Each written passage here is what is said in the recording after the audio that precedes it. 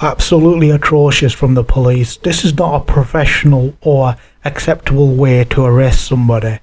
The police have got to have broken some sort of protocol here. This just doesn't look right. Look at it, it looks horrible. It actually gets worse every time you view it. We'll be writing to the Kent Police Force to express concern via an email requesting them to investigate the footage of the arrest and the method of the arrest. Surely the normal protocol in bringing somebody into custody is to talk to the person and then let them know that you're going to be taking them into custody. Then and only then you can use force if the person is not cooperating. None of this appeared to be the case in the video footage that we're seeing right now, so it looks absolutely unacceptable. They behaved like soldiers from a certain Middle Eastern country beginning with the letter I, not Iran nor Iraq. When an arrest is made, the arresting officer must read the Miranda warnings to the arrestee. These warnings apprise an arrestee of the right to obtain counsel and the right to remain silent.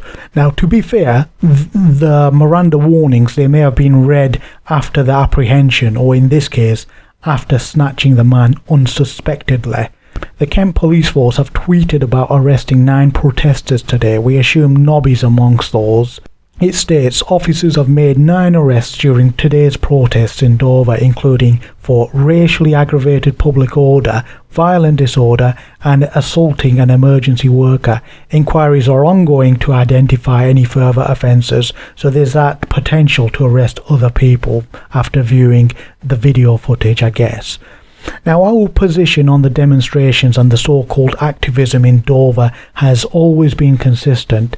We openly state that it's pointless. It's pointless and it does not have any capacity to affect change at government level due to the government commitment to the 1951 and 1967 agreements.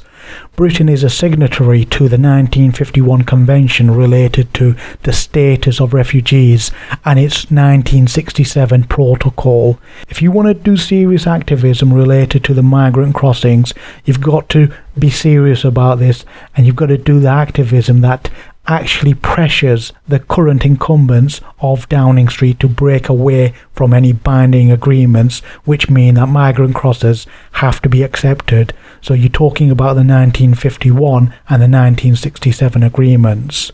Without that pressure, there's no way any change can be put on the horizon, never mind actioned. So ill-informed folks going to hotels or ports at Dover are just making things worse in 2 ways. Firstly, they're increasing policing costs.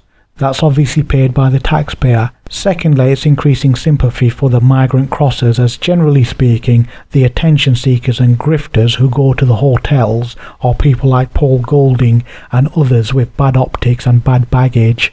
Now, if you increase sympathy for the migrant crossers, it means there's less chance that the government would even consider breaking away from any agreements that are binding to allow them in.